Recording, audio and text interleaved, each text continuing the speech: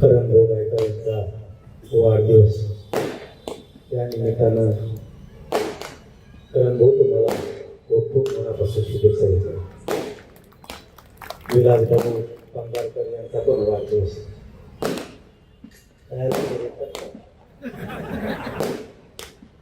असे खोडी केलं आपले माणस नेमकं होत टायमाला काहीतरी भुंगा लावते मागे टाकले पाणी घेणे टाकते ते वाजलं निघून गेलं एकटंच वाजत एक गेलं. आपल्या या व्यासपीठावरती महंत मंडळी बैजी महाराजांच्या पत्नी देशमुखताई आणि बाबाजी सगळ्यांना मानवता देशवर मी फिरून तो घेतलं महाराजांच्या माणसाने सांगायला लागलं माझं नाव कवर घ्यावं ते होमच होतं काम आहे ना परत ते रोज बघितले मग नाव नाही घेतलं आणि एक उतरलाच गाडी झाली त्यामुळे हे जर डोक्यात ठेवत नाही मी डायरेक्ट सगळं व्यासपीठ समोर बसलेल्या सगळ्या बांधवांना जय शिवराय माय मावल्यांना जय शिवराय म्हणजे चोर नाही कडे त्यांना जय शिवराय आपलं उघड असतं आडून बाण हळत नाही आपण आणि तुम्ही झालं तर पण तो बरं झालं मला तुम्ही लई फिरकी घेतली राहू मी मला फक्त वाढदिवस एवढंच मिळत होतं सगळं बाणाची सळगले नाही तुझी बाणच लावली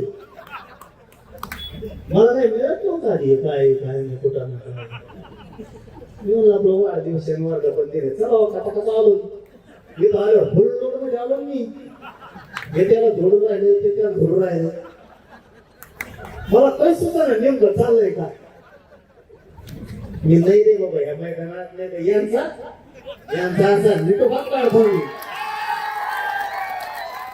आपण जर याला पटायला लागलं ना मग तुम्हाला कोण बघतच नाही पण मायामुळे तुमचा तोटा होणं म्हणून बोलत नाही तेवढं तरी सांभाळतो मी नाही तर मायामुळे तुमचं नसले ना खेळ काढू भावायचा पुन्हा कारण मग आईवून देऊन तिथंच येतात आणि तुम्ही जे नाव घेतले तिथंच येत आहे परत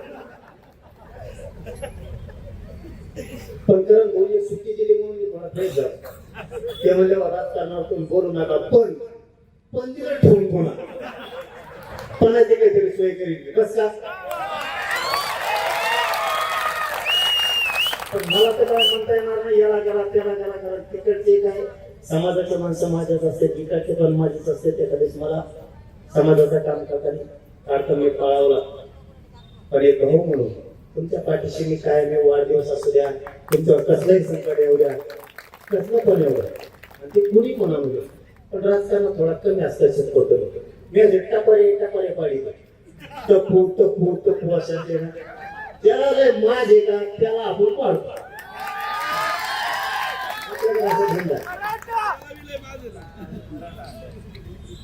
मी काम करताना खूप विचारपूर्वक करतो नाही मला टिकून गेलं नसतं लय मोठमोठे डोंगरे होते सगळ्यात मोठे चोट्टे टाकू हेच होते मी डोकलो बऱ्याच जणाला फेकायला बसू आणि पुढे सुद्धा बसून नाही असं नाही फक्त मी प्रामाणिकपणानं सगळ्याच्या समस्या सांगतो खरंच मला एक परिवर्तन करत होते कारण भाऊ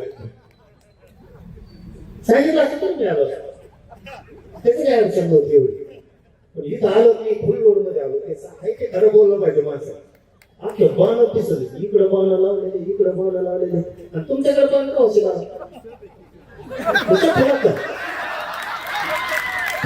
होते का माझी आहे ना नाही आधी दुसरे कसं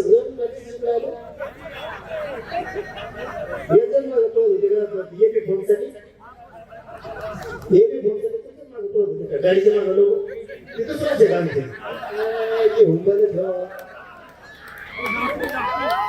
याच्यात एकदम वेळ लागत नाही पोराव तुम्हाला खरं सांगतो कोणत्या पक्षात मिळत लागत नाही शपथ सांगतो तुम्हाला असा मसाला झालाय कोणासंग कोणाची युती काय प्रचार करावा हे सुद्धा कळत नाही कोणाची युती कोणासंग आहे मग विरोधक नेमके आपण एकटा काय की बोलतो आपण हुशार होणं गरजेचं आहे हो. आपला गोरगरिबांचा जर हे वापर करत असले तर आपण हुशार होणं खूप गरजेचं आहे. मी प्रत्येक घटना सांगतो, मी खोटं सांगत नाही. बाबा म्हणले तसं मी खरंच जातीवाद नाही करत. तुम्ही फक्त थोडं समजून घ्या, तुमच्या लक्षात येऊन जाईल मी जातीवाद करतोय का नाही. मी करत असतो तर मी छातीत फक्त साईड असा करतो म्हणून मी भेट नाही कोणाला. खरंच सांगतो मी तुम्हाला, जसे तुमचे लेकरं बाळ आहेत, तुम्हाला जसं लेकरं बाळासाठी आरक्षण असावं वाटलं तसं मी माझ्या समाजाच्या लेकराला आरक्षण असावं असं म्हणतोय. तर कुठं आला हो जातीवाद? मी तुम्हाला उद्देशून काय दुखवलं? मी कुठल्या समाजाला वाईट बोललो, त्याच्या विरोधात दंगल केली, रक्तपात केला तर मला जातीवादी माहिती. एका समाजाच्या गोरगरीब मराठा समाजाच्या लेकराला आरक्षण लागतंय की त्याच्या भविष्यासाठी लागतंय की मी मागतो. त्याचा जातीवाद आला कुठं? फक्त तुमच्या लेकरात आमचं लेकरू बघा, तुम्ही कधी जातीवाद तुमच्या डोक्यात सुद्धा येणार. आम्ही सुद्धा तुमचं लेकरू आमच्या लेकराप्रमाणे बोलू. हे राजकारणी लोकांनी खेळ केला सगळा. यांच्या स्वार्थासाठी यांनी बरोबर भांडण लावले, त्याच्याशिवाय हे निवडून येत नाही. मग ते बरोबर सांगणार आपलं अमुक गेलं, आपलं तमुक गेलं, आणि तो वाद लावणार, त्यांचा राजकीय स्वार्थ साधून घेणार. पण मी जातीवाद केला नाही, मी करत पण नाही.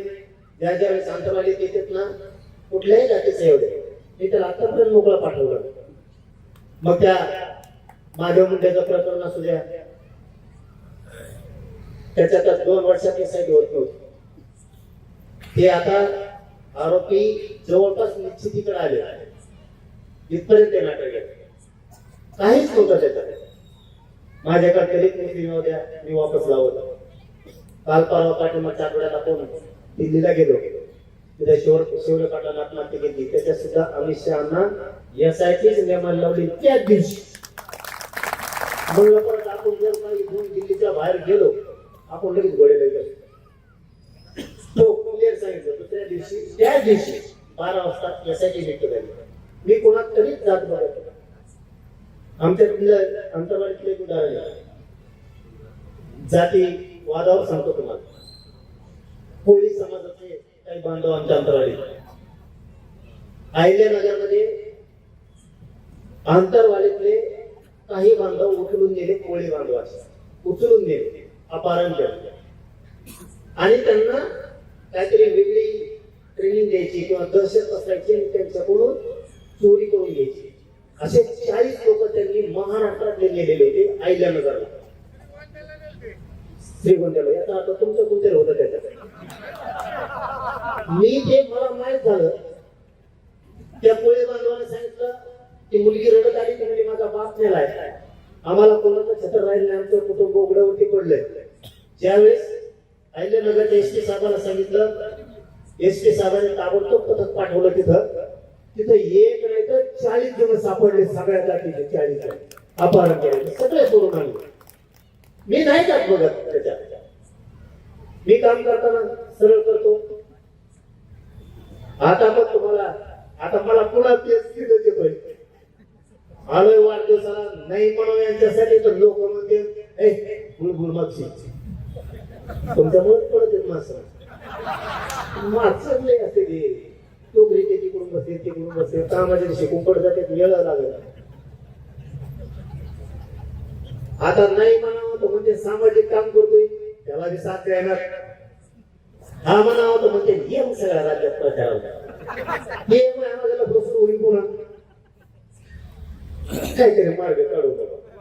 पण बाबा, मी जिल्हा परिषदला, नगरपालिकेला, महानगरपालिकेला मैदानात आलो नाही पण, आणि विधानसभेला सुद्धा नव्हता. मी हाई त्या टायमाला हाई म्हणतो, पाडी म्हणलं तर पाडतो, निवडून आणलं निवडून आणि म्हणतो. लोकसभेला सांगितलं होतं बोटावर मोजते, एवढे निवडून आणून दाखवून तुम्हाला बोटावरच मोज लागले पाहिजे किती घेत म्हणून. ते तेवढं म्हणत होते याचं काय करायचं, जेव्हा रपा रप पडले का आता म्हणते याला बोलायचंच नाही. एक बोलत नाही भाऊ आपल्याकडून, एक ते म्हणजे पडच म्हणून समजायचं. मी विधानसभेला नव्हतो, नगरपालिकेला नाही, जिल्हा परिषदला नाहीये. त्यामुळं जर एखाद्याकडे म्हणलं तर पुन्हा राज्यात सगळ्या बरेच आपले जो आहेत काही जणांचं लई पोटं दुखत उभा राहिल्यामुळं पण आपल्या सुद्धा राजकारणात असली पाहिजे की मताचा मी पहिल्यापासूनच नसता आपला समाज समजून दे. मी या वाढदिवसाच्या आणि हवा संघटनेच्या वर्धापन दिनाच्या निमित्तानं तुम्हाला करण भाऊ खूप खूप मनापासून शुभेच्छा देतो. राजकारणात काय मला ओढू नका भाऊ, पण काहीतरी लो आपण ठेप्याला तुमचा फोन राहिला तेवढा माझ्याकडं त्याचं काहीतरी ठेप्याला लो आणखी ते बोलायचं राहिले का जोडायचं जोडा जोडी याच्यात माझ्या येतो तिकडे पाहिजे पाठवणार मग असे माझे येते की तिकडे बेट टाकून पळत येतो. त्याचा इथं आनंदाचा सोहळा आहे आणि मी राजकारणावर बोलत नाही. त्यामुळे पुन्हा एकदा करण भैया तुम्हाला खूप खूप मनापासून शुभेच्छा देतो. विलास भाऊ तुम्हालाही शुभेच्छा देतो आणि थांबतो. धन्यवाद सगळ्यांना. जय श्री महाराष्ट्रातील ताज्या बातम्यांसाठी बघत रहा टाइम्स टुडे 18 न्यूज. सोबतच शेअर करा, सबस्क्राईब करा आणि बेल आयकॉन प्रेस करा.